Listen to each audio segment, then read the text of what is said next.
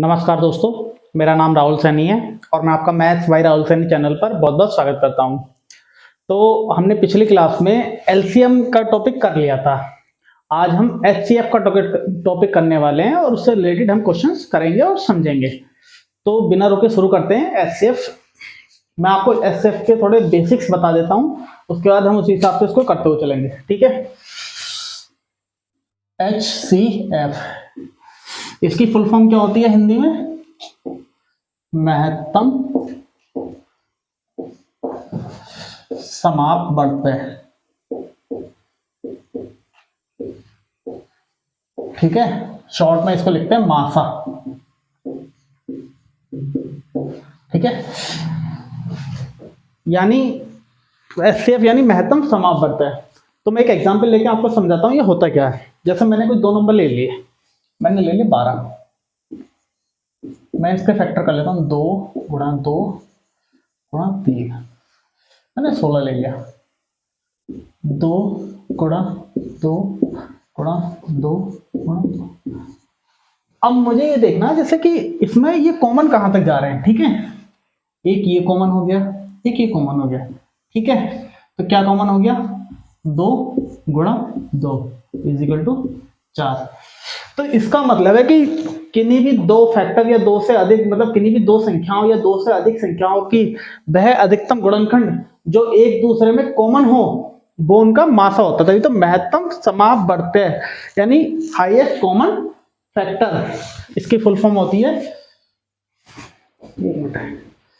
इसकी full form होती है हाईएस्ट कॉमन फैक्टर।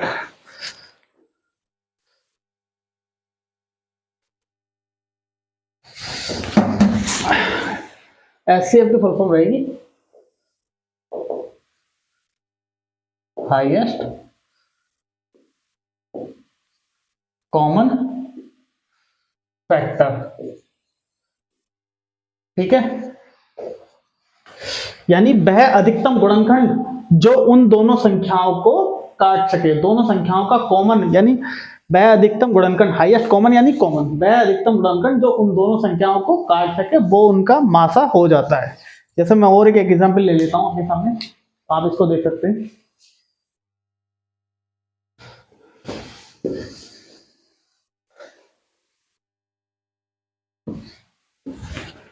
मैंने एक नंबर लिया 15, मैंने एक नंबर लिया 25, मैंने कहा 5 गुणा 3, 5 गुणा 5, इन दोनों का कॉमन क्या है? 5, तो इसका क्या हो गया? 5 मासा।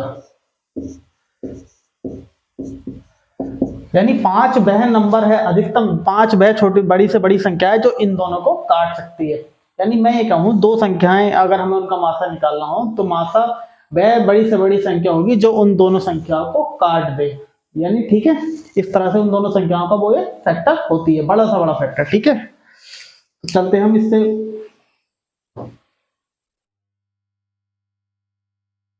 कहेंगे डिस्टर्ब। अब हम इसके तरीकों की बात करते हैं, मासा निकालते कैसे।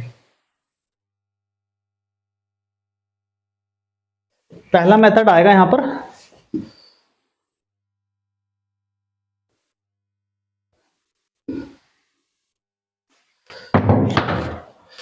Prime factor method.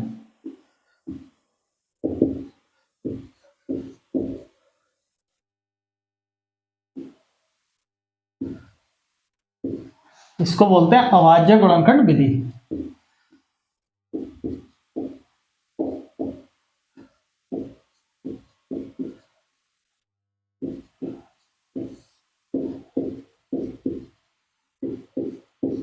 ठीक है, इसमें क्या करते हैं, माना मैंने दो संख्याएं हैं, एक संख्या ले ली मैंने 48, 36, इसके मैं फैक्टर करूंगा तो 36 के कितना होते हैं? 9 चौक 36, यानी 2 की पावर 2। प्राइम फैक्टर में हम इसमें प्राइम फैक्टर मेथड में ऐसे करते हैं कि हम उनको अभाज्य संख्याओं तक तोड़ते हैं। जैसे कि मैं इसको बेसिक्स में दिखाऊं थोड़ा सा, 2 दूनी 4, 3 12, 3 36। ठीक है, ये चीज होगी। तो मैं इसको क्या लिख सकता हूं? 2 की पावर 2 गुणा 3 की power 2। Basically prime factor method में हम ये फैक्टर इस तरह से करते हैं। ठीक है, अब मैंने कहा 48, मैंने एक नंबर ले लिया, दूसरा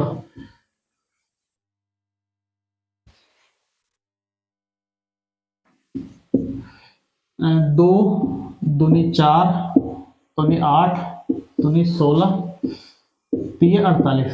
तो इसके फैक्टर क्या हो जाएंगे? 1 2 3 4, 2 की पावर 4, 3 की पावर 1। ठीक है, इस तरह से 48 के फैक्टर ये प्राइम फैक्टर में ये हो गए। या जैसे 2 और 3 यहाँ पर क्या है? प्राइम नंबर है। हमें प्राइम नंबर की घातों में बनाना होता है, बेसिकली प्राइम फैक्टर मेथड में ये रहता है। ठीक है, तो इसका मासा क्या होगा? HCF क्या होगा? जो पावर कॉमन होगी और अधिकतम होगी, कॉमन वाली। यहां पर 2 की पावर 2 है, 2 की पावर 4 है, तो कॉमन कितना आया? 2 की पावर 2। यहां पर 3 की पावर 1 है, 3 की पावर 2 है, तो कॉमन कितना आया? 3 की पावर 1। तो कितना आया? 4 गुणा 3। मासा कितना हो गया? 12। ठीक है, प्राइम फैक्टर मेथड में क्वेश्चन हम इस तरह से करेंगे। जैसे 36 को मैं क्या लिख सकता हूँ? 2 की पावर 2, 3 की पावर 2। मैं 48 को लिख लूंगा 2 की पावर 4, 3 की पावर 1। तो HCF कितना हो जाएगा? जो कॉमन पावर होगी, highest common power. Highest power तो 4 है, लेकिन मुझे देखना हाईएस्ट कॉमन पावर कितनी है। हाईएस्ट कॉमन पावर है 2, यानी 2 इसमें भी है और 2 इसके अंदर भी आ जाएगा। तो 2 की पावर 2 ही आ गया, 3 की पावर 2, 3 की पावर 1, तो 3 की पावर 1 दोनों में कॉमन है। तो जो लासा में क्या होता था, जो चीज कॉमन नहीं होती थी हम उसको बाद में लिख लेते थे। इसमें नहीं लिखना, इसमें छोड़ देना बाकी सबको। तो HCF कितना हो गया? 2 की पावर 2 गुणा 3 की पावर 1, 4 गुणा 3 इक्वल टू 12। अब हम इससे रिलेटेड कुछ क्वेश्चंस करते हैं, एक दो क्वेश्चंस करके थोड़ा सा इसको और समझ लेते हैं, प्राइम फैक्टर मेथड को, एक्चुअल इसकी कैलकुलेशन। ठीक है,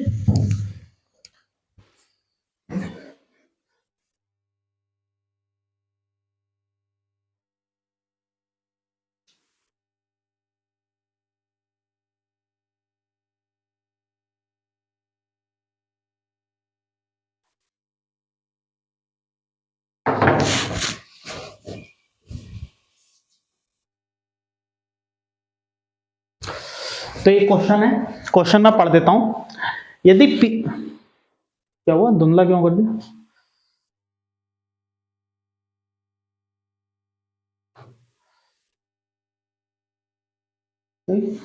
यदि P इजिकल टू 2 की पावर 3, 3 की पावर 10 इंटू 5, 5 की पावर, वैसे 5 जब किसी की पावर नहीं शो होती है तो उसको 1 मान लेता है। ठीक है, 5 की पावर 1। Q इजिकल टू 2 की पावर 5, 3 की पावर 1, 7 की पावर 1। मैं यहाँ बता रहा हूं, वैसे लिखा हुआ नहीं आएगा एग्जाम में, तो जो पावर नहीं होगी हम उसको 1 मान लेंगे। ठीक है, तो P और Q का मासा, महत्तम समापवर्तक निकालना है। ऑप्शन में बता देता हूं, 2 into 3 into 4 into, sorry 2 into 3 into 5 into 7, 3 into 2 की पावर 3। ये थोड़ा चमक मार रहा होगा, मैं इसको लिख देता हूं थर्ड वाले ऑप्शन को, 2 की पावर 2 इंटू 3 की पावर 7। यही है। ठीक है, लास्ट वाला ऑप्शन है, सॉरी लास्ट ऑप्शन 2 की पावर 5, 3 की पावर 10 और 5 इंटू 7, ये ऑप्शन है। ठीक है, अब मैं इसको सोल्व करूंगा। जैसे मैंने लिखा P बराबर 2 की पावर 3, 3 की पावर 10, 5 की पावर 8। ठीक है, Q बराबर 2 की पावर 5, 3 की पावर 1, 7 की पावर 1। HCF क्या होगा? मैं इसमें हाईएस्ट कॉमन पावर देखूंगा। ठीक है, जैसे 2 की पावर 3, 2 की पावर 5, कॉमन कितना है? 2 की पावर 3, 3 की पावर 1, 3 की पावर 10, कॉमन कितना है? 3 की पावर 1। अच्छा, 7 की पावर 1 नीचे तो है लेकिन ऊपर नहीं है, तो ये कॉमन है नहीं। 5 की पावर 1 ऊपर तो है लेकिन ये नीचे नहीं है, तो ये भी कॉमन नहीं है। तो HCF कितना हो जाएगा? 2 की पावर 3 इंटू 3 की पावर 1। तो हमारा आंसर हो जाएगा ये, तो उल्टा लिखा हुआ है, 3 इंटू 2 की पावर 3 लिखा हुआ है, तो हमारा आंसर क्या हो जाएगा? ये ऑप्शन बी, 3 की पावर 1 और 2 की पावर 3, इस तरह से। ठीक है, एक और क्वेश्चन, अगला क्वेश्चन लगाओ।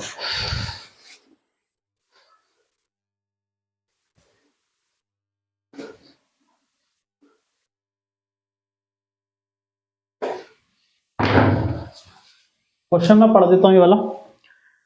2 की पावर 3 गुणा 3 की पावर 4 एवं 2 की पावर 5 गुणा 3 की पावर 2 का महत्तम समापवर्त है। ऑप्शन है 2 की पावर 5, 3 की पावर 3, 2 की पावर 3, 3 की पावर 4, और ये वाला ऑप्शन जो है मैं इसको यहां लिख देता हूं, 2 की पावर 3 गुणा 3 की पावर 2। चौथा ऑप्शन है 2 की पावर 5 इंटू 3 की पावर 4। ठीक है, अब इसको हम कैसे करेंगे, जैसे अभी आप समझ चुके हैं, मैं 2-3 क्वेश्चन करा चुका हूं, तो हम इसको बेसिकली क्या देखेंगे, ऐसे में क्या होगा, मैं क्वेश्चंस को देखूंगा, मतलब लिख के नहीं करना चाहूंगा, मैं देखूंगा डायरेक्ट ऐसे ही स्क्रीन पर देख के मैं क्वेश्चंस को कर लूं। जैसे यहाँ देख रहा हूं मैं 2 की पावर 3 है या 2 की पावर 5 है, तो हमारा ऑप्शन में कॉमन क्या हो जाएगा, 2 की पावर 3, कॉमन 2 की पावर 3 है गुणा, या 3 की पावर 4 है या 3 की पावर 2 है, तो कॉमन कितनी हुई, 3 की पावर 2, तो हमारा ऑप्शन कौन सा हुआ, third, C is the right option, 2 की पावर 3 इंटू 3 की पावर 2। तो ये तरीका हमारा जैसे प्राइम फैक्टर मेथड से अभाज्य मतलब वो सॉरी महत्तम समापवर्त्य निकालने का जो मेथड है प्राइम फैक्टर मेथड, इस तरह से काम करता है। ठीक है, उसमें हम संख्या को प्राइम फैक्टर्स में तोड़ लेते हैं, उनकी पावर्स में बनाते हैं, फिर जितनी पावर्स कॉमन होती हैं वो लिखते चले जाते हैं। ठीक है, इस तरह से हमारा प्राइम फैक्टर मेथड वर्क करता है। अब हम अगले और तरीके पर जाते हैं। एक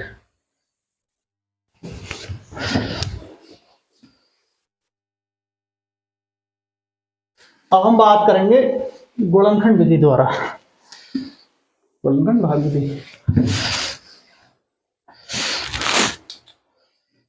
सॉरी डिवीजन मेथड अब करेंगे, डिवीजन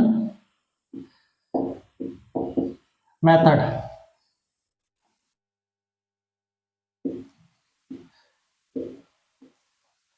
भाग विधि द्वारा एक तरीके से ये कहना चाहिए। ठीक है, इसको मैं लिख लेता हूं,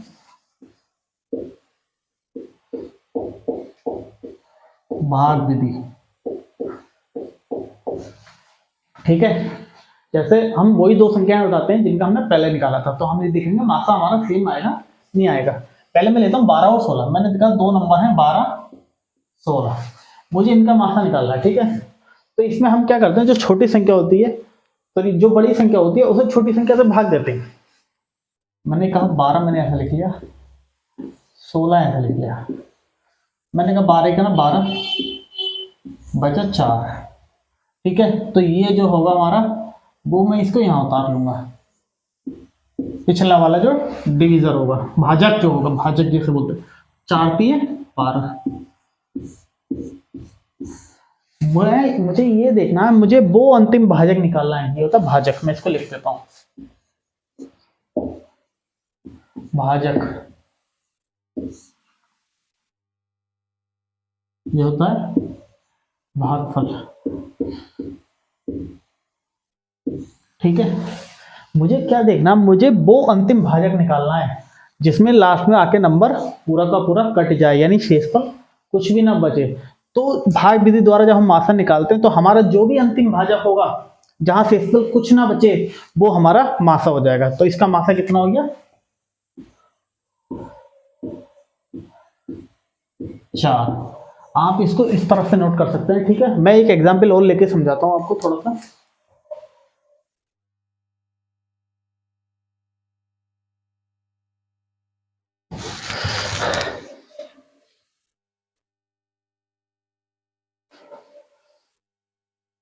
मैंने दो नंबर ले लिए, एक 36 ले लिया, एक 48 ले लिया। ठीक है, मैं 36 से 48 को भाग दूंगा, 36 ही ना 36 बचा 12, मैंने ये वाला उतार लिया 36, 12 थी 36, शेषफल 0। तो ये कितना हो गया, मासा। यानी कहने का मतलब क्या है, भाग विधि द्वारा जो मेरा अंतिम भाजक होगा जहां शेषफल 0 आ जाए, ठीक है, वो मेरा मासा होगा। इस तरह से इस तरह के क्वेश्चंस को आप इस तरह से डील कर सकते हैं। जैसे मैं एक दो क्वेश्चन और बताता हूं।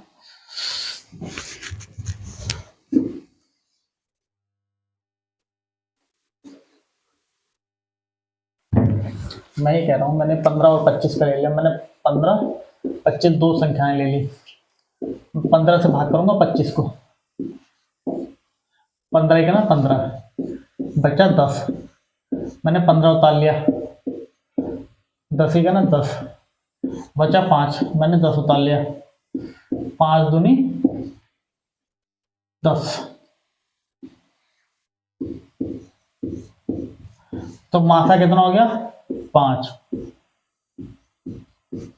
आप देखेंगे 15 और 25 का मैं मासा निकालूंगा, मैं यहाँ नॉर्मल फैक्टर करूंगा 15 के 5 गुणा 3, 25 के 5 गुणा 5, तो मासा कॉमन यही नंबर है ना, तो मासा कितना है 5। तो इस तरह से ये हमारा डिवीजन मेथड, जो भाग विधि द्वारा हम मासा निकालते हैं, डिवीजन मेथड ये काम करता है। ठीक है, इस तरह से आप क्वेश्चंस की प्रैक्टिस कर सकते हैं। और हम चलते हैं नए मेथड की तरफ। नया टाइप हम शुरू करने जा रहे हैं क्वेश्चंस का मासा में आने वाले।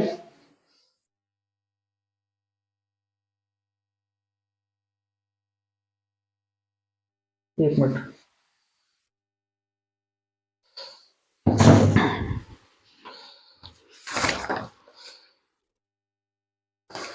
तीसरा क्वेश्चन होगा ना।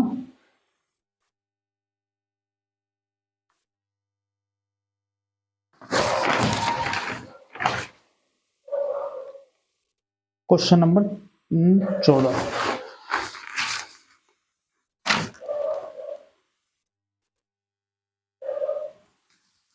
सही है। क्वेश्चन में एक बार पढ़ देता हूं। यदि विभाजन विधि द्वारा दो संख्याओं का महत्तम समागवर्तक ज्ञात करने पर अंतिम भाजक 17 है और भागफल क्रम से 1, 11, 2 प्राप्त होते हैं, तो उन दोनों संख्याओं का योग क्या होगा? ऑप्शन है 833, 867, 816, 901। अच्छा, अभी हमने पढ़ा ऊपर से नीचे तक, ठीक है। अभी ना तो मुझे जैसे मान के चलिए 3 क्या प्राप्त होते हैं भागफल, इस तरह से समझिए इस क्वेश्चन को। मैंने कहा x भाजक है और y वो संख्या है जिसे भाग देते हैं। यदि विभाजन विधि द्वारा दो संख्याओं का महत्तम, एक संख्या x है, एक संख्या y है, y बड़ा है x, इस तरह से मानिए। ऐसे तो करते हैं ना इसको। मैंने यहां भाग दिया, ठीक है, कुछ शेषफल बचा। इन्होंने क्या भागफल क्रम से 1, 11 और 2 प्राप्त होते हैं। मैंने यहां भाग दिया एक बार, एक ही बार तो दिया होगा, यहां पर कुछ रिमाइंडर बचा होगा, शेषफल बचा होगा। अब की बार मैंने भाग दिया 2 बार, सॉरी 11 बार।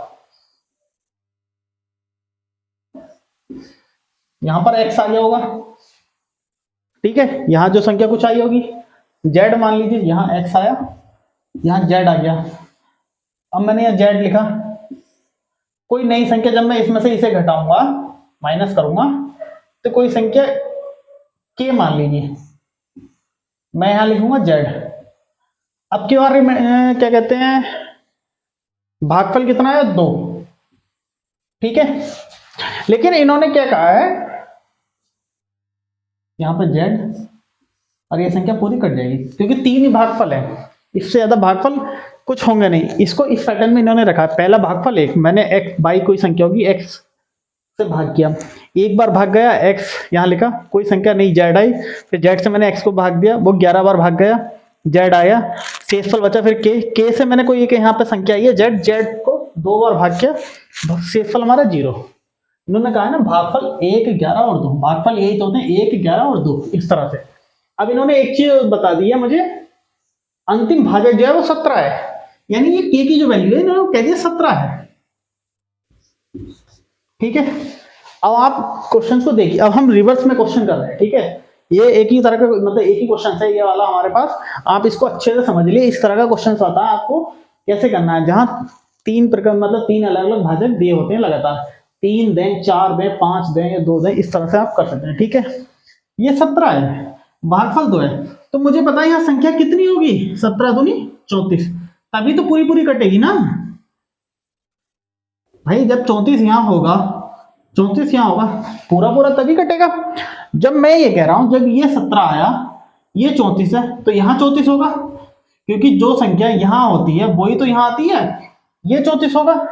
रिमाइंडर आ रहा है 17, ठीक है।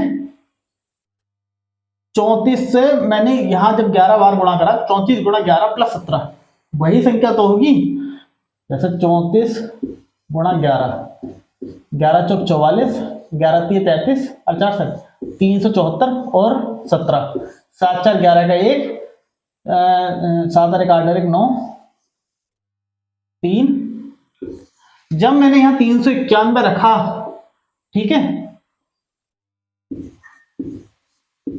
34 से 11 बार भाग दिया, कितना आया 374।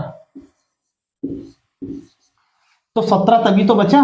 कहने का मतलब तो ये, यहाँ 17 बचने का मतलब यही है, मैंने 34 को 11 बार गुणा करी और उसमें 17 जोड़ दिया तो ये नंबर आ गया। 34 से 11 बार गुणा करी तो ये नंबर आ गया। ठीक है, इस तरह से जो निकालते हैं, जब 34 से 11 बार भाग दी, 391 की जगह 391 नंबर था मेरा, 374 आया, शेषफल बचा 17। अब यहाँ पर शेषफल कितना बच रहा है 34। ठीक है, यहाँ 34 बच रहा है, लेकिन यहाँ नंबर कितना होगा 391। ये नंबर उठ के यहाँ जाता है ना।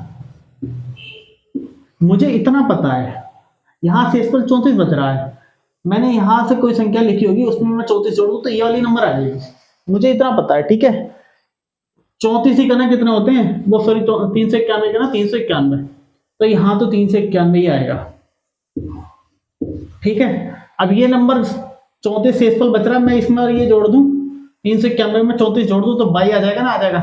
तो 22 मेरा कितना आएगा, 4 और 1 5, 9 3 12, और 9 4 और 1 5, 9 3 12, 3 और 1 4, 425। मैं इसको एक बार और दोबारा समझा देता हूं। ठीक है, हमारे पास 17 इन्होंने हमें दे रखा था अंतिम भाजक, हमें अंतिम भागफल दे रखा था 2, हमें ये भी नहीं पता था। तो हमने कहा जब 17 दूनी 34 होते हैं, यहाँ 34 होगा, हमने 34 निकाला, 17 दूनी 34 यहाँ लिखा, तभी तो शेषफल 0 आएगा, हमारा ये 34 आ गया। तो ये जो मतलब संख्या होती है भाजक, सॉरी भाज्य जो होता है, यहाँ ये भाज्य तो बोलेंगे ना इसको, ये भाज्य जो होता है इसको हम यहाँ लिखेंगे। फिर मैंने कहा 34 से 11 बार गुणा करने पर 3 जो संख्या आएगी उसमें से 17 शेषफल आ रहा है। मैंने कहा 34 से 11 बार गुणा करी 374 आया था। तो ऊपर वाली संख्या हम कैसे निकालते हैं, इन दोनों को जोड़ के, जो शेषफल होगा और जो संख्या आई होगी, इन दोनों को हमने जोड़ के निकाला 391। 391 हमारा यहाँ आ गया। अब मैंने कहा 391 की मैं 1 से गुणा करूंगा तो 391 आएगा, मैंने उसमें शेषफल जोड़ दिया तो ओरिजिनल नंबर आ गया 425। ठीक है, अब इन्होंने क्या कहा है, 391 और 425 दोनों संख्याओं का योग बताओ। मैंने कहा 5 और 1 6, लास्ट में एक ही ऑप्शन है जिसके लास्ट में 6 है। मैं पूरा भी नहीं जोड़ रहा। ठीक है, मैं इस तरह से क्वेश्चन को कर लूंगा, चाहे पूरा जोड़ के देख लेते हैं। देखो 5 और 1 6, 9 तो 11 का 1, 4 और 3 7 और 1 8, 816 हमारा आंसर हो जाए। ये क्वेश्चन काफी मतलब इंपॉर्टेंट में आता है, थोड़ा सा घुमाने वाला क्वेश्चन होता है, जहां लगातार 3 भागफल आपको दे दिए जाते हैं। ठीक है, तो इस तरह के जब आप क्वेश्चंस करेंगे आपको प्रैक्टिस करने की थोड़ी सी जरूरत पड़ेगी। तो इस तरह के जितने क्वेश्चंस आप कर सके उतना आपके लिए अच्छा है। वैसे आप याद करने के लिए इसका स्क्रीनशॉट ले सकते हैं, इसको नोट कर सकते हैं थोड़ा अच्छे से। ठीक है, अगले टाइप पर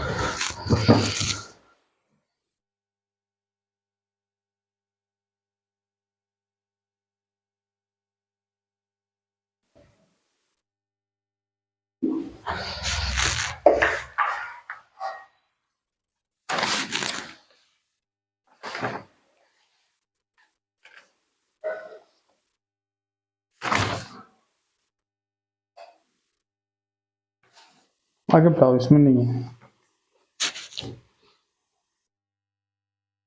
ठीक है, अब ये एक चीज आप देख लीजिए थोड़ा सा, मैं इसमें बता देता हूं। किन्हीं दो या दो से अधिक संख्याओं का मासा किन्हीं दो संख्याओं के कम से कम अंतर से बड़ा नहीं हो सकता। मैं एक बार पढ़ देता हूं, और किन्हीं दो या दो से अधिक संख्याओं का मासा उनमें से किन्हीं दो संख्याओं के कम से कम अंतर से बड़ा नहीं हो सकता। इसको मैं एग्जाम्पल देके समझाता हूं।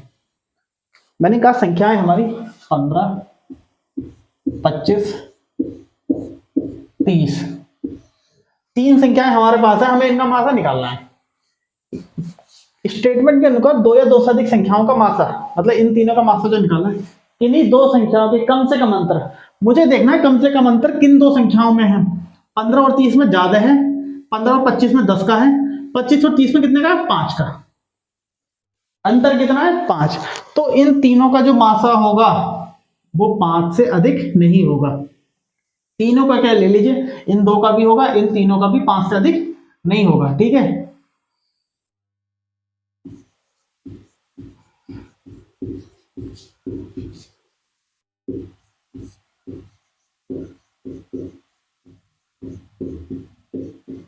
जैसे और भी कोई एक एग्जाम्पल ले लेते हैं हम। मैंने एक नंबर ले लिया 16, मैंने एक नंबर ले लिया 24, और आप कहेंगे तो मैं एक नंबर ले लेता हूं 21 ले लिया मैंने, ठीक है। इस तरह से मैंने एक नंबर ले लिया 21। मैं ये देखता हूं इनमें अंतर कितने का है, 8 का, इनमें अंतर कितने का है, 3 का, और इनमें अंतर कितने का है, 5 का। कम से कम अंतर कितना, 3। तो इनका जो क्या कहते हैं मासा है, इन तीनों का मासा वो 3 से बड़ा नहीं हो सकता।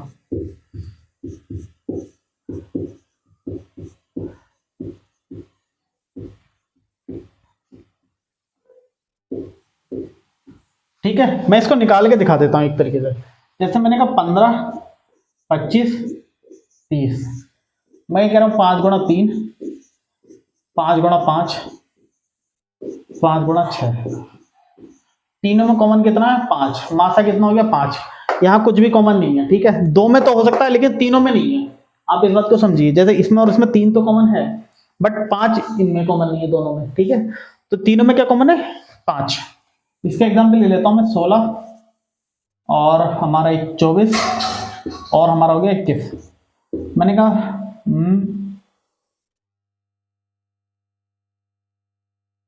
2 की पावर 4, 2 की पावर 3 गुणा 3 की पावर 1, 3 की पावर 1 गुणा 7 की पावर 1। अच्छा, 2 की मतलब 2 इनमें दोनों में तो कॉमन है, लेकिन तीसरे वाले में कॉमन नहीं है। 3 जो है इन दोनों में कॉमन है, लेकिन इसमें नहीं है। 7 तो इसके अलावा इन दोनों में तो है ही नहीं किसी में। तो इसका मासा कितना होगा, 1, क्योंकि कुछ भी कॉमन नहीं है। आप देखेंगे ये जो 1 है वो 3 से बड़ा है ही नहीं, 3 से छोटा आ रहा है। यहाँ भी नंबर 5 आ रहा है, तो 5 है, 5 से बड़ा तो नहीं है ना, 5 है, या 5 से छोटा होगा, उससे बड़ा नहीं हो सकता 1, क्योंकि यहाँ कुछ भी कॉमन नहीं है।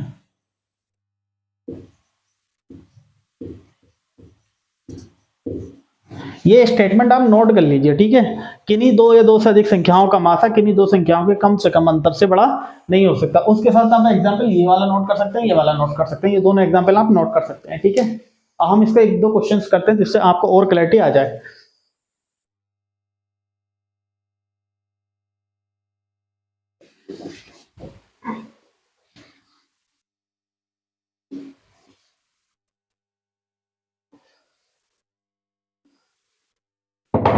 क्वेश्चंस में एक बार पढ़ देता हूं।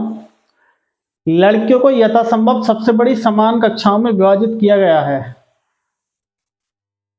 जिसमें लड़कों की प्रत्येक कक्षा की संख्या लड़कियों की प्रत्येक कक्षा की संख्या के बराबर हो गई है। कक्षाओं की संख्या कितनी है, मतलब ये क्या था, 1 मिनट। क्वेश्चन नंबर 3,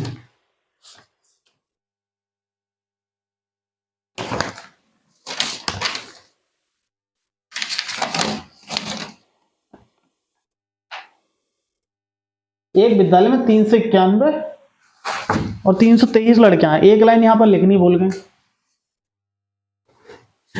और टाइपराइटर खतरनाक आदमी है। क्या हुआ है? यही है, बैक करो, मैं इसको कर देता हूं। इसमें एक लाइन पढ़ा लीजिए। एक विद्यालय में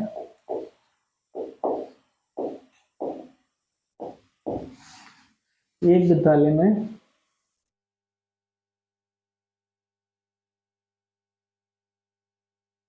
391 लड़के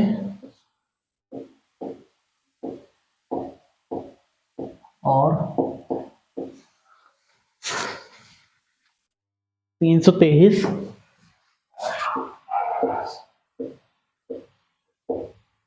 लड़के हैं। उसके बाद ये सब है, ठीक है। अब इसको करने का एक तरीका तो ये है, ठीक है।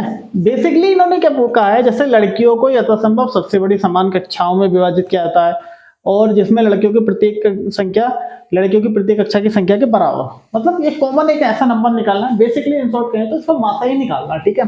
एक तरीका तो ये है, मैं 391 ये रखूं और 323 रखूं, मैं इन दोनों का फैक्टर करूं, उसके बाद जो कॉमन आ जाए वो मेरा आंसर हो जाएगा। कर ही लेते हैं, चलो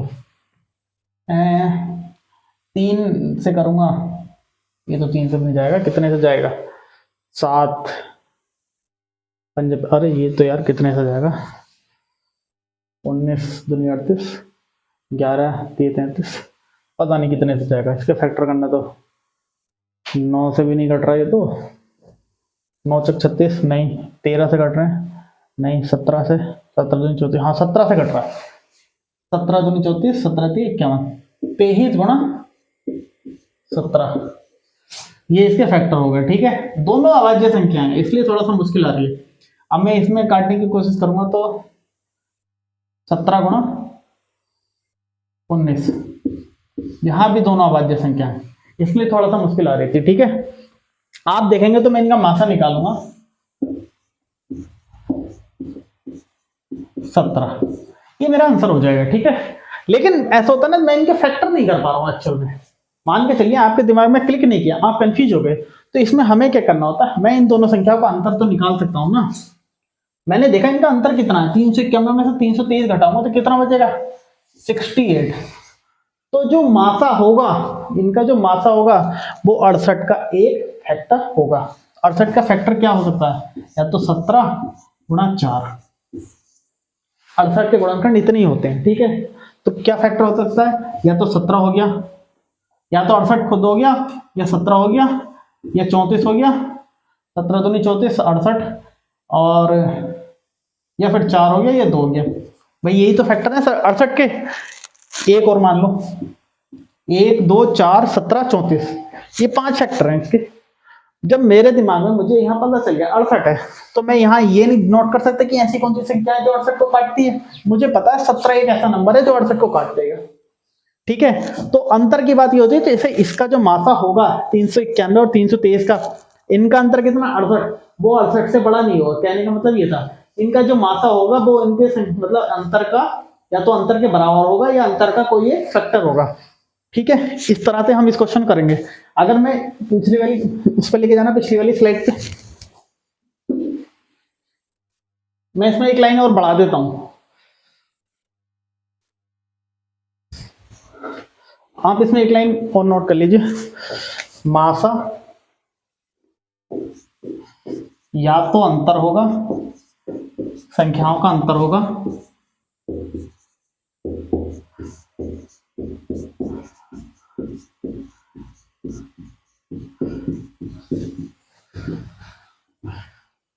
या उसका कोई एक गुणनखंड होगा।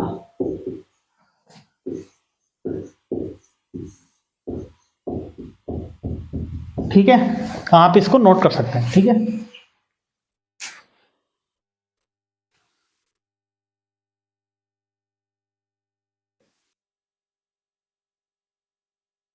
एक ये क्वेश्चन है, ये भी इसी पर बेस्ड है। जैसे मैंने कहा 1.5 मीटर और 1.2 मीटर लंबे दो पाइपों को बराबर टुकड़ों में इस प्रकार काटा जाना है कि दोनों पाइपों का कोई हिस्सा शेष ना बचे।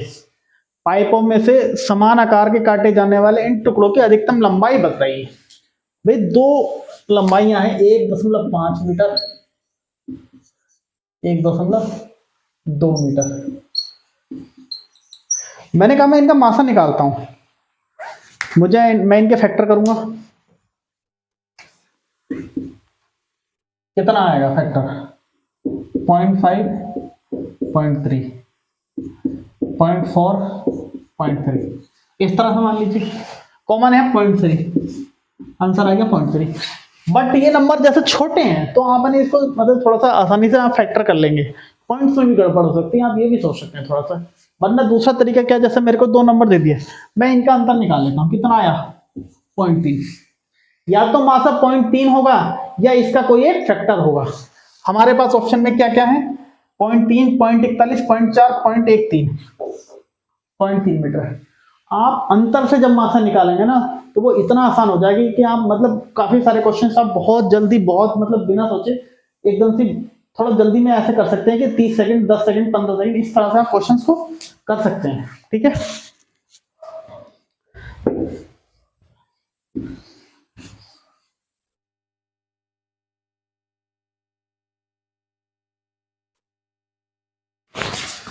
एक चीज और है, ये दो संख्याओं को जब नहीं है, जब दो संख्याओं को जब उनके अंतर से भाग दिया जाता है तो शेषफल प्रत्येक स्थिति में समान रहता है। ठीक है, जैसे इसका मैं कहूं,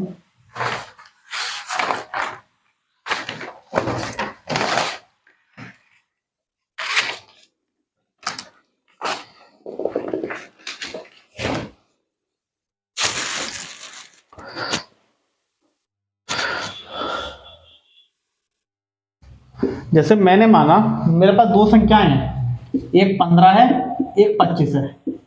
इन दोनों का अंतर कितना है? 10। मैं 10 से इन दोनों को भाग दे लूं, मैंने 10 से 15 को भाग दिया, शेषफल कितना आया? 5। मैंने 25 को 10 से भाग दिया,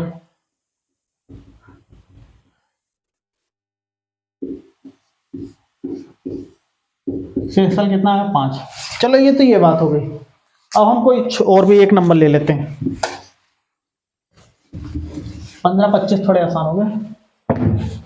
मैंने कहा मैं एक 68 ले लेता हूं और एक 73 ले लो। रैंडम मैंने कोई दो नंबर चूज कर लिए। मैंने कहा इनका, या 73 छोड़ो 74 ले लेते हैं। मैंने कहा इनका कितना है? 6। आप दोनों को 6 से भाग करके देखो, शेषफल कितना आया? 2। शेषफल कितना है? 2। अगर मैं यहाँ 73 रखता तो अंतर आता 5। 5 से 68 को भाग करता शेषफल आता 3।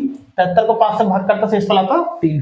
तो इस तरह से जैसे ये है, दो संख्याओं को जब उनके अंतर से भाग दिया जाता है तो शेषफल प्रत्येक स्थिति में समान रहेगा। ठीक है, इस तरह से हम इस टाइप को कर सकते हैं।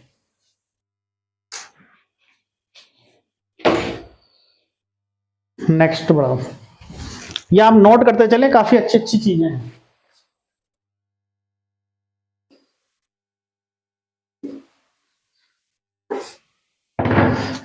अभी एक नई चीज है, किन्हीं दो या दो से अधिक संख्या को किसी अन्य बड़ी से बड़ी संख्या से भाग देने पर, किन्हीं दो या दो से अधिक संख्याओं को किसी अन्य बड़ी से बड़ी संख्या से भाग देने पर शेषफल अगर प्रत्येक स्थिति में समान बचता है तो उनका मासा क्या होगा? मतलब ये इस तरह से आता है कुछ स्टेटमेंट। अच्छा ठीक है, किन्हीं दो या दो से अधिक संख्याओं को किसी अन्य अन्य बड़ी से बड़ी संख्या से भाग देने पर शेषफल प्रत्येक स्थिति में समान बचता है तो उनका मासा क्या होगा? ठीक है, जैसे मैंने माना, मैं इसको इस तरह समझाता हूं। मैंने कहा 3 संख्याएं हैं, x y z। मैं इन्हें किसी एक संख्या से भाग देता हूं और हर कंडीशन में शेषफल कितना बच रहा है? समान। ठीक है,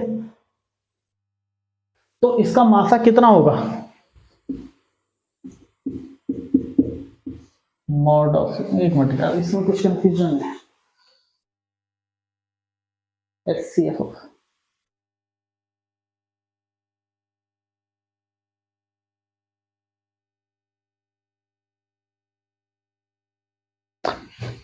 समान बचे। ठीक है, तो HCF कितना होगा? Mod of x minus Y.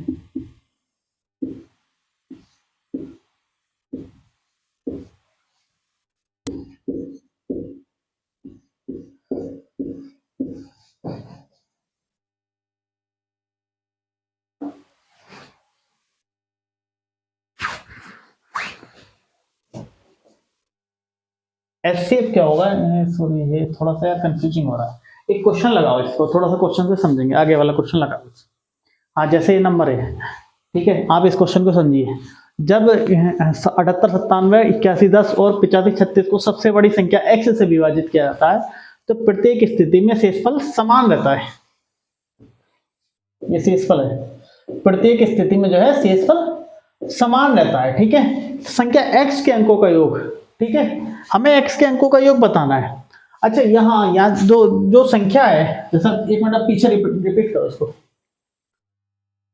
जैसे क्वेश्चन है, प्रत्येक स्थिति में समान बचे तो संख्या क्या होगी?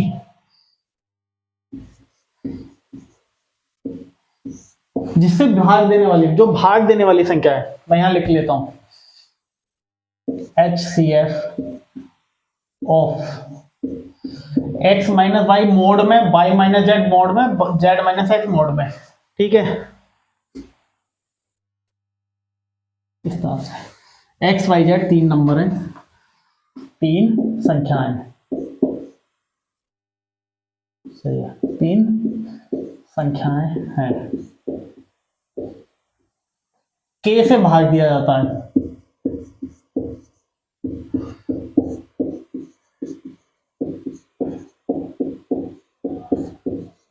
प्रत्येक स्थिति में r रिमाइंडर आता है, r शेषफल आता है।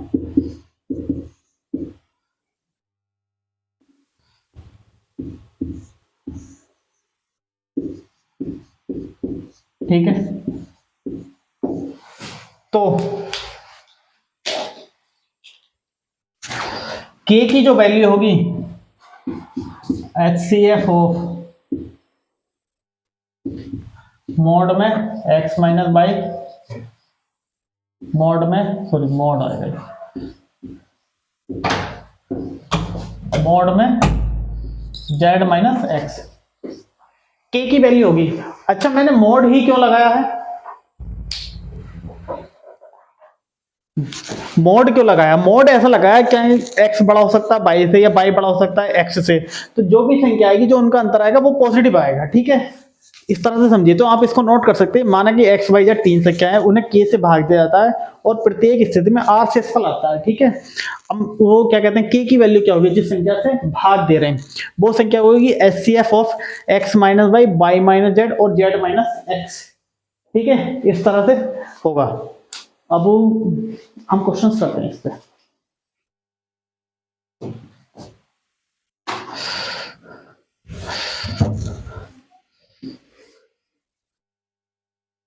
क्वेश्चन से ये चीज ना बिल्कुल क्लियर हो जाएगी थोड़ा सा।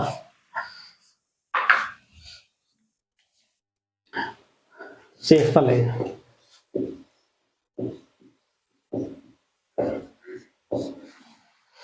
क्वेश्चन में एक बार पढ़ देता हूं। जब 78, 97, 81, 10 और 85, 36 को सबसे बड़ी संख्या x से विभाजित किया जाता है तो प्रत्येक स्थिति में समान रहता है, शेषफल समान रहता है x के अंकों का योग।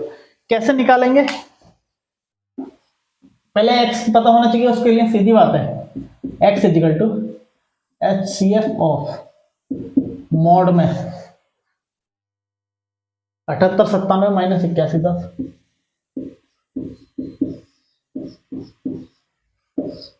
Comma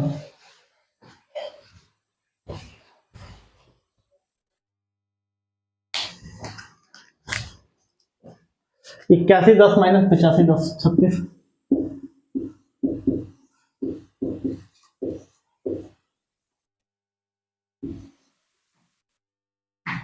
mode a comma 85, 36 minus 78, 97।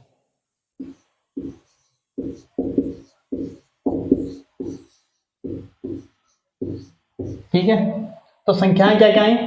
मैंने कहा 81, 10 में से मैं 78, 97 घटा दूं, 10 में से 7 गया 3 और 1 में से, सॉरी 9 में से 9 गया 0, 1 मिनट, 10 में से 7 गया 3, 10 में से 1 गया, 10 में से 9 गया 1, 10 में से 8 गया 2, 213। यहां से घटाते हैं 6, 3 में से 1 गया 2, 5 में से 1 गया 4, 426। यहां से घटाते हैं 85, 36 में से 16 में से 7 गया 9, 639। करेक्ट है, ये चीज आ गई 639। 3 नंबर आया, HCF कितना होगा इनका? इसको 213 गुणा 2, 213 गुणा 3, तो HCF कितना हुआ इसका? 213। तो हमारी x की वैल्यू कितनी आ गई? 213। अंकों का योग कितना है? 2 और 3 5 और 1 6। डी हमारा राइट आंसर हो जाएगा। मैं एक बार और इस क्वेश्चन को पूरी तरह से एक्सप्लेन कर देता हूं, पहले मैं एक बार क्वेश्चन पढ़ देता हूं। ठीक है, जब 78, 97, 81, 10 और 85, 36 को सबसे बड़ी संख्या x से विभाजित किया जाता है तो प्रत्येक स्थिति में शेषफल समान रहता है। संख्या x के अंकों का योग इन्होंने पूछा है। मैं ये कह रहा हूं, हमने क्या पढ़ा था अभी पीछे इससे पहले, x की वैल्यू क्या होगी? जो HCF होगा वो इन तीनों संख्याओं के अंतर के, आपस के अंतर के बराबर होगा, अंतर के HCF के बराबर होगा। मैंने कहा मोड में इसका और इसका अंतर, फिर इसका और इसका अंतर, उसका बाद इसका और इसका अंतर, आप किसी को भी पहले रख लो अंदर, उसके बाद जो चीज बाहर आएगी वो प्लस में आएगी, ठीक है। मैंने इनका निकाला 213, इनका निकाला 426, इसका निकाला 639। मुझे इन तीनों का मासा देखना है। मैं बड़े अच्छे से देख पा रहा हूँ, ये 213, 426, 639, 213, ये 213 का 2 गुना 13 दूनी 26, 200 दूनी 400। इस तरह से हम अच्छे से मतलब इसको आइडिया ले सकते हैं। 200 दूनी 400, 13 दूनी 26, 230, 600, 13 3 39, ठीक है। तो एचसीएफ कितना है 213, यानी एक्स की वैल्यू कितनी आ गई 213। तो एक्स के अंकों का योग कितना हो गया 2 और 1 3, 2 सॉरी 2 और 1 3 और 3 6। तो हमारा आंसर कितना हो गया डी 6। एक क्वेश्चन और करते हैं इसको, तब समझते हैं।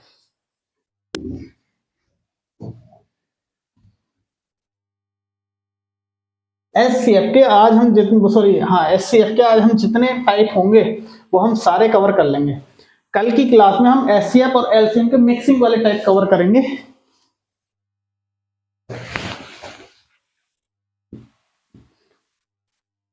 अरे वाह,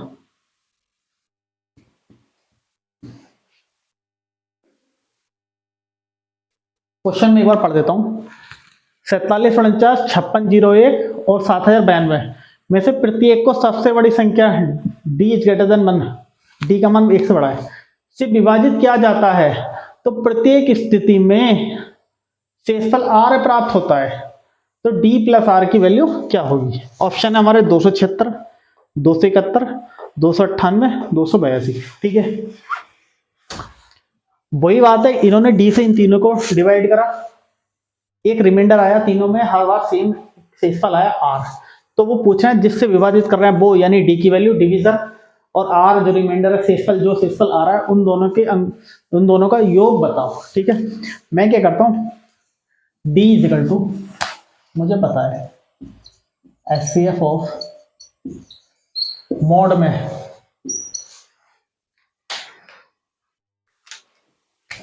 4749 माइनस 5601, 5601 माइनस 7092, 7092 माइनस 4749, यही तो होगा इन तीनों का मासा। मैं इसमें से इसे घटाता हूँ, 4749 में से मैंने 5601 में से मैंने 4749 घटाया, 11 में से 9 गया 2, 9 में से 4 गया 5 और 15 में से 7 गया 8, यहाँ 852 बचा। मैंने यहाँ देखा 5601 और 7092, 2 में से 1 गया 1, 9 में से 9 बचा, 10 में से 6 गया 4, यहाँ 491 बचा।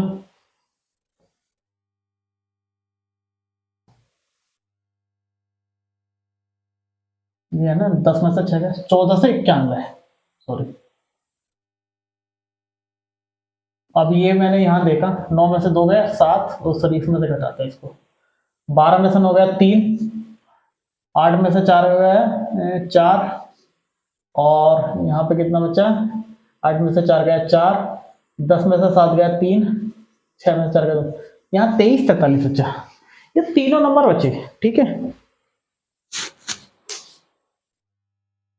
852, 1491, 23 43, डी से भाग करने पर ये 3 नंबर आते हैं, ठीक है। अब इन तीनों का जो मासा होगा, ठीक है, इन तीनों का जो मासा होगा वो हमारा वो जो डी की वैल्यू वो हो जाएगी, इन तीनों का जो मासा होगा।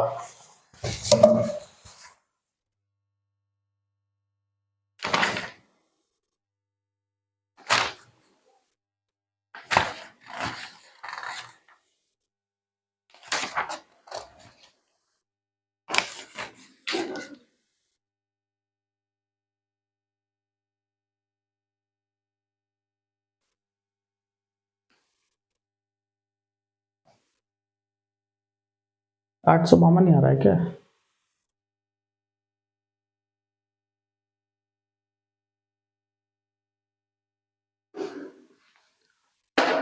आठ सौ बावन में एक बार क्वेश्चन पढ़ लेता हूँ, थोड़ा सा कुछ कंफ्यूजन मुझे इसमें लग रहा है।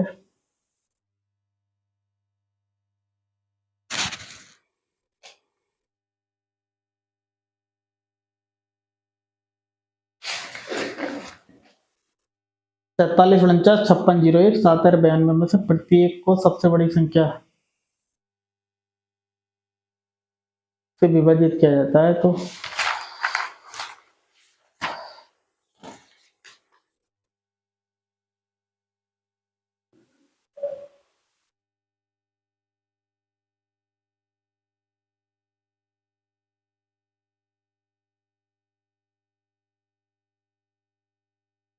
ठीक है। इनका हमें मासा निकालना है। इनका मासा निकालने का सबसे बढ़िया अंतर पता है क्या है? सबसे बढ़िया चीज क्या है? मैं क्या करता हूँ, किन्हीं दो का अंतर निकाल लेता हूँ। मैंने इसका अंतर, मैं इसके फैक्टर करूंगा, बहुत लंबे जाने वाले हैं तीनों के। मैं छोटी से छोटी संख्या निकालता हूँ, मैं इन दोनों का अंतर निकालता हूँ। कितना आया? 11 में से 2 गया 9, 8 में से 5 गया 3 और 639।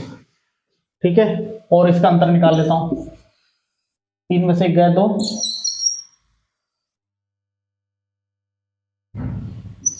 852। इन दोनों का अंतर 213। ये बेस्ट तरीका है मासा निकालने का। अगर आप कभी कंफ्यूजन हो जाओ तो आप ऐसे अंतर निकालते हो चलो, ठीक है। उसमें क्या होगा, आप अंतर तो निकालते हो, जो आपका लास्ट अंतर आ जाएगा वो आपका मासा हो जाएगा।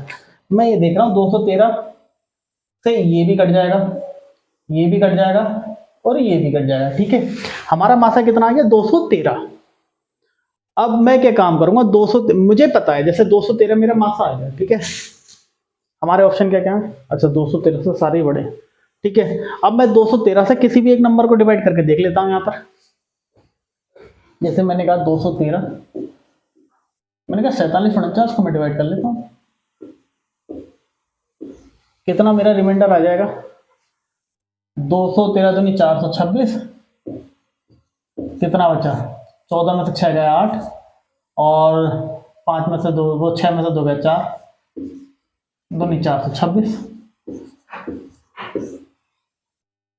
9 में से 6 गया 3, 8 में से 2 गया 6, 63। कितना आया? आर की वैल्यू 63। तो हमारा आंसर कितना हो गया? 213 प्लस 63 बी प्लस आर। कितना आया? 3 और 3 6, 6 और 1 7, 276। First is the right answer. मैं इस बार इस वाले क्वेश्चंस को मैं एक बार और एक्सप्लेन कर देता हूं। ठीक है, मैं ये कह रहा हूं, जब 47 49 56 01 7 या 92 में से प्रत्येक संख्या को सबसे बड़ी संख्या डी से विभाजित किया जाता है तो प्रत्येक स्थिति में शेषफल आर प्राप्त होता है। इन्होंने डी और आर की वैल्यू पूछी है।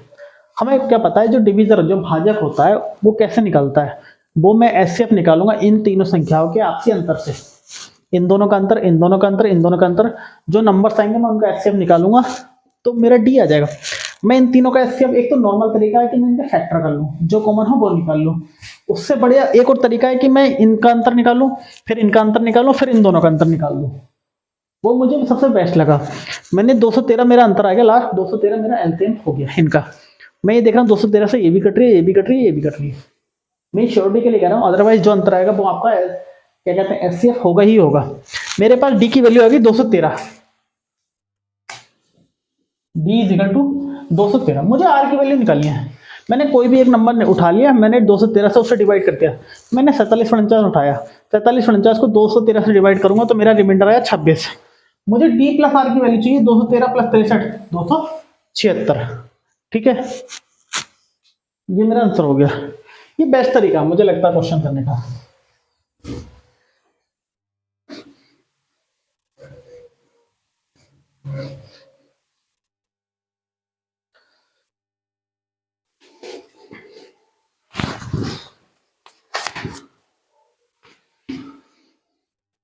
मुझे लग रहा है आज की क्लास काफी लंबी जाने वाली है।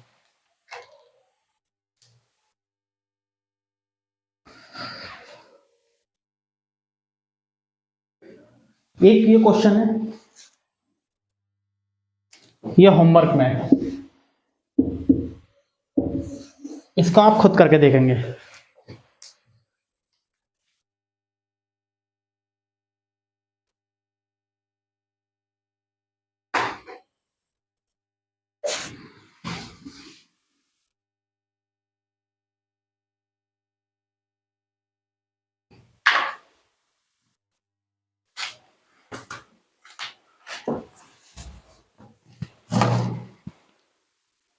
और हम एक नई चीज पढ़ने जा रहे हैं। जैसे आपने को प्राइम तो पढ़े होगा,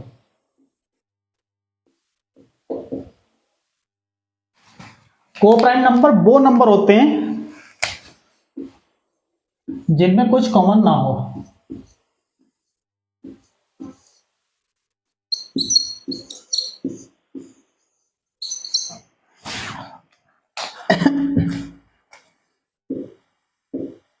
कॉमन ना हो, ठीक है। मैं ये कह रहा हूं, मैंने दो संख्याएं ली 12 और 16, मैंने इनको लिखा 4 गुणा 3, इसको लिखा 4 गुणा 4, मैंने इनका एचसीएफ देखा कितना आया 4,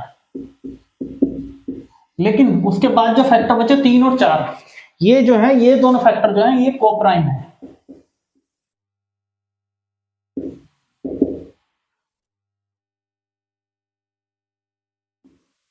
ये कोप्राइम है।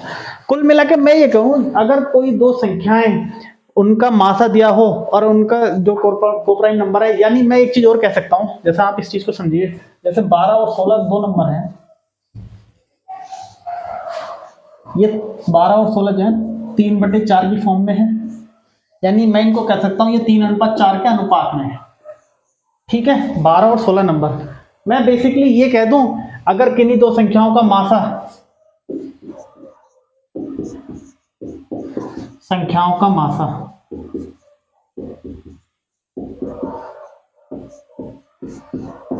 4 है और वे 4:3 के अनुपात में, संख्याएं 4 गुणा 4, 4 गुणा 3, 16,12। मेरा कहने का मतलब है हम इन्हें 4 और 3 से छोटा तो नहीं कर सकते ना, क्योंकि ये कोप्राइम नंबर बन गए। जब तक कोप्राइम नंबर नहीं आया था, उसके जब तक कोप्राइम नंबर नहीं आ जाता है किन्हीं की 2 या 2 से अधिक संख्याओं में, तब तक ये संख्याएं जितना कॉमन होता रहता है वो हमारा एचसीएफ हो गया, ठीक है। यहाँ पर इन दोनों संख्याओं के लिए 4 कॉमन था, दोनों में 4 हमारा एचसीएफ हो गया। उससे अलग जो संख्या बची वो एक तरीके से एक अनुपात भी हो गया, दोनों एक दूसरे के कोप्राइम नंबर भी हो गए, क्योंकि दोनों में कुछ कॉमन नहीं है। जब कुछ कॉमन नहीं होता है तो अनुपात को और कम नहीं किया जा सकता, बेसिकली बात यह है। तो जैसे कोई भी संख्या है वो उनका अनुपात दे दें, जैसे वो संख्या 3:4 के अनुपात में है और उसका एचसीएफ 4 है, तो वो संख्याएं क्या होंगी, 3 चौक 12 और 4 चौक 16, ठीक है। एक तरीके से हम इसको इस तरह से भी लिख सकते हैं, देखा जाए तो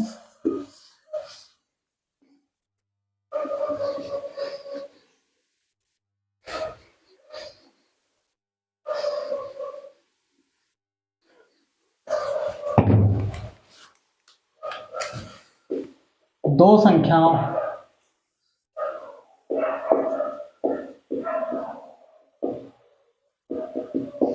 का अनुपात x, y है और मासा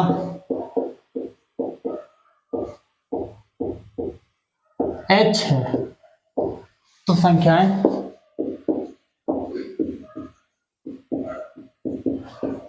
hx hy, ये चीज हम नोट कर सकते हैं, ठीक है।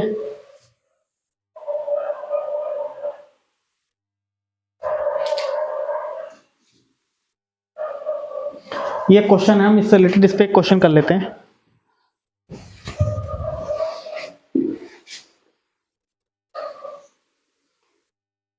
क्वेश्चन में पढ़ देता हूं। दो संख्याएं 4:5 के अनुपात में, उनका महत्तम समावर्तक कितना है 20 है, तो वो संख्याएं क्या होंगी भाई, बहुत ही आसान है, 20 गुणा 4, 20 गुणा 5, 80, 100। हमारे ऑप्शन है 80 और 100 करेक्ट, 70 और 80 गलत, 20 और 150, सॉरी ये 120 और 150 है, इसको मैं लिख देता हूं करेक्ट। ये 60 और 75, 60। अच्छा मैं इसके ना कुछ ऑप्शन ऐसे ही काट देता हूं, देखो 2 ऑप्शन तो मैं ऐसे ही काट देता। मैंने कहा मासा कितना 20 है, मैं ये कह रहा हूं अगर मासा 20 है तो संख्याओं का अंतर जो है 20 से कम नहीं होगा। यहां पर पहला तो सही है, 70 और 80 इनका अंतर ही 10 है, तो मैं ये काट दूंगा। यहाँ 120 150 ये सही है, ठीक है, लेकिन इनका भी जो अंतर होगा ना वो 20 के मल्टीपल में होगा, ठीक है, जो मासा आ जाता है उसको मल्टीप्लाई या तो 40 होगा या 60 होगा या 80 होगा, क्योंकि 20 उनमें से किसी का एक फैक्टर हो सकता है ना, इस तरह से समझिए। और 60 और 75 इनका अंतर भी 20 से कम है, मैं इसको भी काट दूंगा, ठीक है। तो ये चीज हमारी यहीं खत्म हो जाएगी।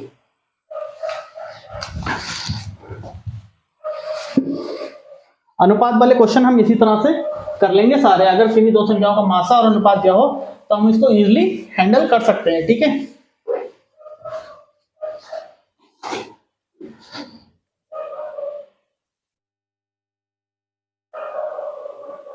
ये क्वेश्चन और है, मैं क्वेश्चन एक बार पढ़ देता हूं। यदि ए बी का महत्तम समावर्तक 12 है, ए बी धनात्मक पूर्णांक तथा ए और बी दोनों 12 से बड़े हैं, तो ए और बी की न्यूनतम वैल्यू क्रम से क्या होगी। यह है 12, 24, 24 और 12। अच्छा, ए और बी की वैल्यू पूछी है, ठीक है। 24 और 12 ए और बी की वैल्यू पूछी है। अच्छा, एक ऑप्शन तो मैं ऐसे ही काट दूंगा, दो ऑप्शन कट जाएंगे, 12, 24, 24। इन्होंने ए और बी की वैल्यू पूछी है, जहां दिया ए बड़ा है बी से, यानी पहले वाली संख्या हमेशा दूसरी वाली संख्या से बड़ी होगी, तो यहाँ पहले वाली दोनों ऑप्शन में छोटी है, मैं दोनों ऑप्शन काट दूंगा, बल्कि हाँ सही है, दोनों ऑप्शन मैंने काट दिए। अब दो ऑप्शन बचते हैं मेरे पास, 3 और ऑप्शन नंबर 2। तो यहाँ पर कितना, 24 और 12, 36 और 24। अब मैं निकालता हूं, ठीक है। 12 है,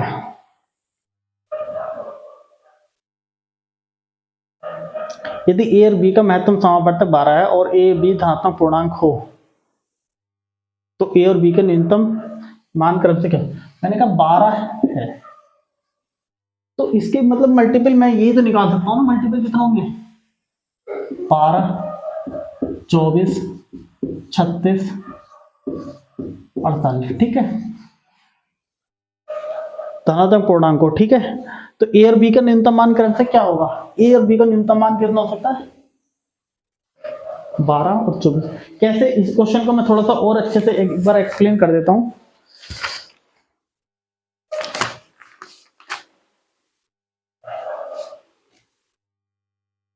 जैसे कि मान के चलिए 12 है मासा, संख्याएं क्या होंगी, 12x, 12y, सॉरी 12a और 12b। यहां पर इन्होंने क्या कहा है, ए की जो वैल्यू बी से बड़ी है, ठीक है, सॉरी एक्स और वाई रेशो मान लिया, हाँ ए और बी तो संख्याएं है ना, 12x और 12y संख्याएं हैं, यहां पर जो कहा है जो संख्याएं हैं वो 12 से बड़ी हैं, ठीक है। तो मैं ये कह रहा हूं, मैं 12 की x की वैल्यू 1 रखूंगा तो 12 आ जाएगा, हमारी ये चीज अप्लाई होगी ही नहीं। मैं x की वैल्यू 2 रखूं और y की वैल्यू 2 रखूं, एक जैसी संख्या हमारे ऑप्शन में है ही नहीं, ठीक है। और एक जैसी मैं रख भी नहीं सकता, a की वैल्यू हमेशा b से बड़ी रखूंगा। मैं ये कह रहा हूं b की वैल्यू मैं 1 रखूंगा, यहां देखिए, मैं y की वैल्यू 1 रखूंगा, x की वैल्यू 2 रखूंगा, मुझे हमेशा a बड़ा बनाना है तो x की वैल्यू y से बड़ी रहेगी, यहां पर दीजिएगा x is greater than y, because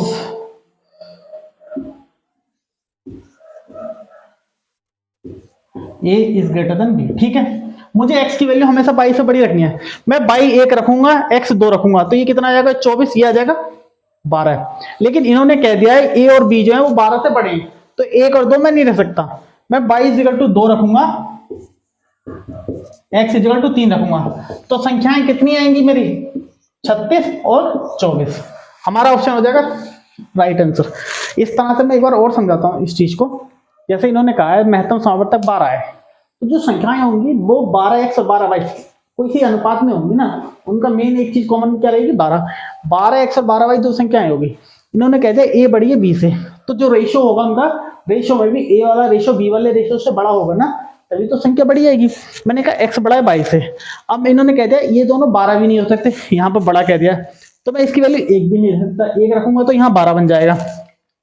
मैंने इसकी 2 रखी, इसकी 3 रखी, क्योंकि इन्होंने न्यूनतम संभव मान कह दिया है, तो इसकी मैं कम से कम वैल्यू 2 रख सकता हूं, तो इसकी 3 रखूंगा कम से कम, तो ये 24 हो जाएगा, ये 36 हो जाएगा, 24 और 36 ये हमारा आंसर होगा, ठीक है।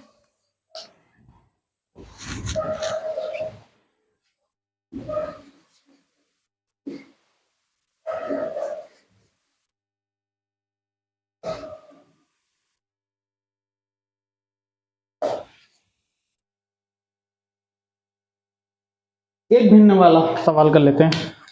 भिन्न का मासा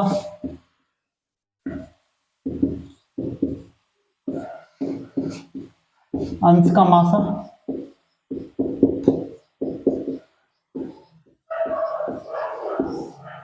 हर का मासा हर का लासा। अब भिन्न का लासा क्या होता है?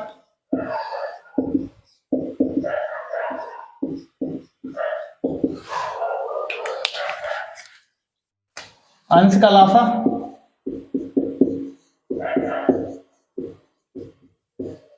अपॉन हर का मासा। मुझे क्या निकालना? मासा निकालना। भिन्न कितनी है? 4/5, 6/8, 8/25। तो 4, 6, 8 का मासा।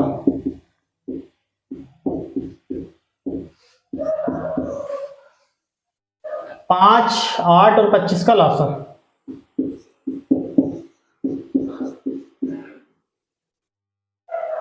का लासा। ऊपर वाली संख्या में मासा कितना आ जाएगा? 2। नीचे कितना आ जाएगा? 25 × 200, 1/100। Second is the right answer. ठीक है, ये नोट कर सकते हैं आप।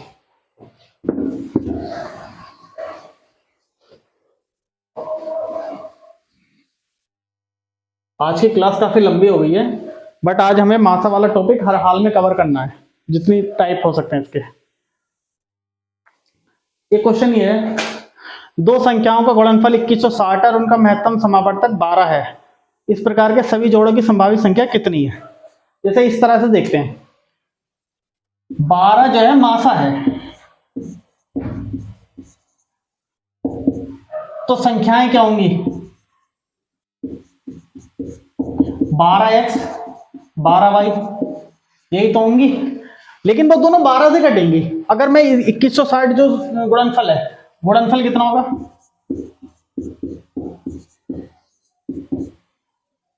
2160, यही तो होगा ना।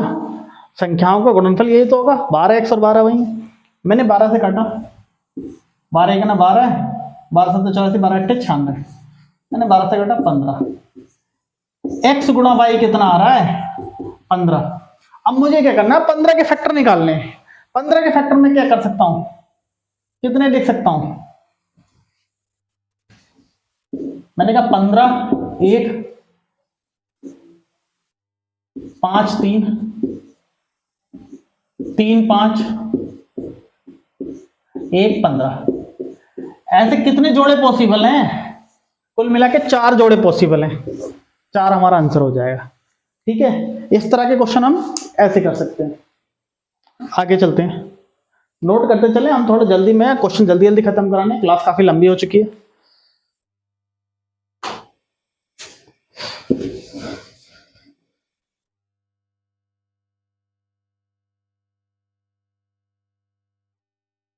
ये क्वेश्चन मैं पढ़ देता हूं एक बार। दो धनात्मक संख्याओं का योग 240 है, उनका महत्तम समावर्तक 12। दी गई शर्त को संतुष्ट करने वाली संख्याओं के युग्मों की संख्या। ऑप्शन है हमारे पास 5 2 8 4। सेम चीज, मासा कितना है? 15। अरे तो संख्याएं कितनी होंगी? कौन होंगी? 15x 15y। तो 15x योग दिया ना, प्लस 15y 240। मैं 15 से कॉमन लिया मैंने, x प्लस y 240 मैंने काट दिया। 15 का ना 15, 15 चिक्का 90। तो x plus y equal to कितना आया?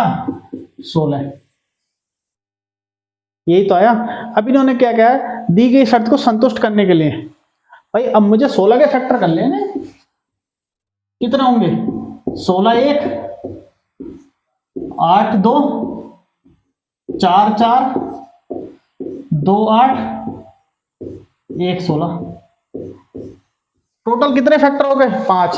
First is the right answer. इस तरह से हम सारे क्वेश्चंस कर सकते हैं। ठीक है,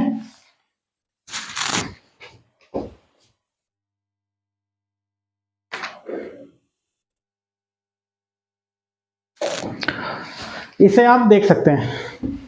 तो मेरे ख्याल से आज के सारे क्वेश्चंस हमारे खत्म हो चुके हैं।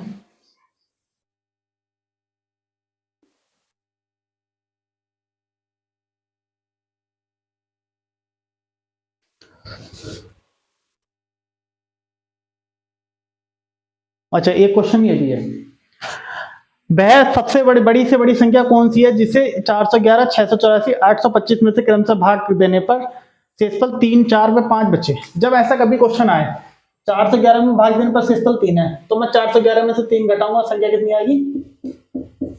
408। 684 में से 4 घटाऊंगा, 680। 821 में से 5 घटाऊंगा, 816। करेक्ट। मुझे इन तीनों में से किसी एक संख्या का मासा निकाल लेना है। मैं क्या काम करूंगा, तीनों का अंतर निकाल लेता हूं फिर से।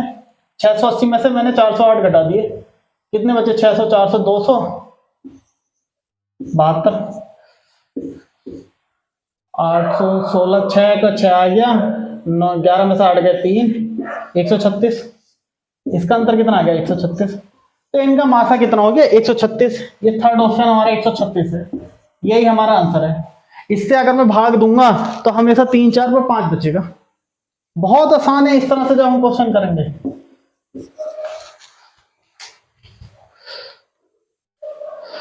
तो आज की जो हमारी इस नासा वाला जितने क्वेश्चंस थे, जितने टाइप्स थे, आज हमने वो सारे कवर कर लिए हैं। लासा वाले जितने टाइप्स थे हम पिछली क्लास में कवर कर चुके थे। तो अगली क्लास में हम मासा और लासा के जो मिक्सिंग वाले टाइप हैं, वो और थोड़े से लेंथी क्वेश्चन है, वो हम कल अगली क्लास में कवर करेंगे। और आज हमने मतलब जितना मासा में पढ़ा है वो एग्जाम के पॉइंट ऑफ व्यू से बहुत ही ज्यादा मोस्ट इंपॉर्टेंट है। ये जितने मैंने एग्जाम्पल्स आपको दिए हैं ना, ये सब प्रीवियस ईयर में आए हुए क्वेश्चन हैं, जो एसएससी में, एसएससी के विभिन्न एग्जामों में आए हुए क्वेश्चन है। तो एक तरीके से अब हम ये क्रैश कोर्स ही चला रहे हैं, जहां आप किसी भी, जैसे रेलवे का कोई एग्जाम हो, एसएससी का हो, या कोई स्टेट गवर्नमेंट का एग्जाम हो, या यूपी पुलिस का हो, या कोई भी हो, आप इस तरह से किसी भी एग्जाम को आप कवर कर सकते हैं। तो आज की वीडियो को हम यहीं पे खत्म करते हैं। वीडियो काफी लंबी हो चुकी है, तो अगली वीडियो में मासा लासा के मोस्ट इंपोर्टेंट क्वेश्चंस के साथ मिलते हैं। तब तक के लिए नमस्कार, धन्यवाद।